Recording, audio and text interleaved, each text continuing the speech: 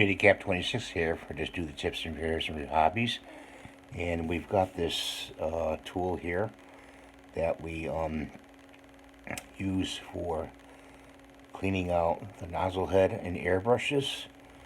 And I'll just show you that right here. Okay, very sharp tool to clean the nozzle out.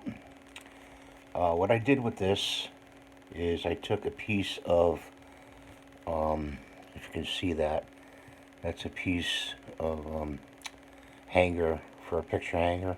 It's metal, and I bent it and smoothed it out on an anvil, small anvil, and also used pliers. And then I used epoxy, which is green stuff, and I attached it to the other part, the cover, to make it have a metal piece there. Because what I'm going to do, I'll show you next. I have this tool rack up here, and I could just put it up there like that and it'll stick. And I'll have all my tools there. Because this is aluminum, so it won't stick.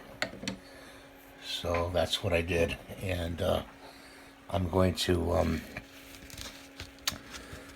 put a coating of black on this, I think. Maybe.